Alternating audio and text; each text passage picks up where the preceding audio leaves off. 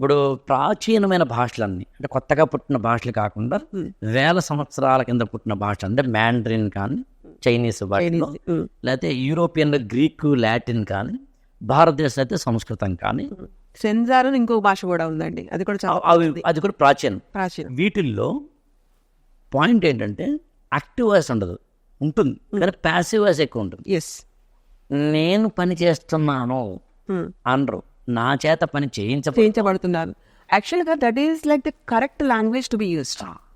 మామూలు కొన్ని సందర్భాల్లో ఓకే, నేను సినిమా నా చేత చూడబడుతోంది, నా చేత తినబడుతుంది వరకు ఓకే. కొన్ని భాషాపరంగా అక్కడ చూసినప్పుడు అండి సంస్కృతం లాంటి వాటిల్లో నా చేత నడవబడుతుంది అంటారు. అవును, అది మనకి ఎప్పటికీ అనిపిస్తుంది తెలుగులో, కానీ అది ఫ్యాక్ట్, సత్యం అది. ఎందుకంటే మన ద్వారా something should be done and ఆ వెహికల్ యూజ్ చేసుకుంటుంది, అది అంతే. అంటే నేనేమీ చేయటం లేదు, నా చేత చేయబడతాం. ఎగ్జాక్ట్లీ. ఇది సాధారణంగా మనకి ఏముంటుంది అంటే మన జీవితంలో 3 రకాలైన పనులు ఉంటాయి. పనులు ఫలితాలు.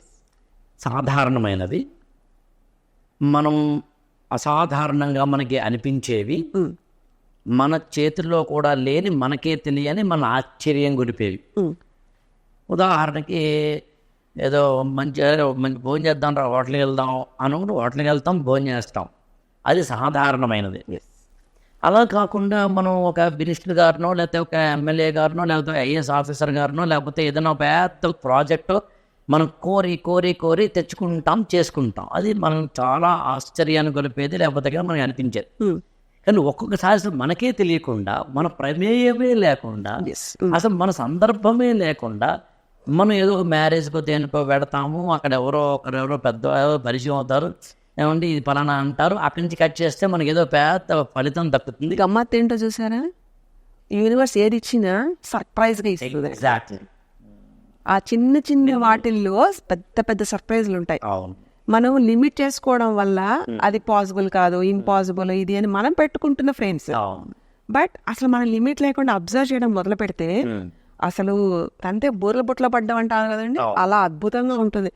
నా ద్వారా ఇంత జరిగిందా, నేను ఇలా చేయగలిగానా, ఇది భలే ఉందే, నేను ఇలా నేర్చుకున్నానే అని మనకి ఒళ్ళు జల్దరించే అంత ఒకలాంటి ఎనర్జీ అయిపోతూ ఉంటుంది. అది nothing but your life energy. మనం తీసుకుంటున్న గాలి బాడీలో అది ఆక్సిజనేట్ అవ్వాలి, రైట్? అంతే కదా. And that oxygenation should be like supplied through out the body. ఈ క్యారియర్స్ ఏవైతే ఉంటాయో, బ్లడ్ క్యారియర్స్ ఏవైతే ఉంటాయో అవి కూడా క్లెన్స్ అవుతూ ఉండాలి.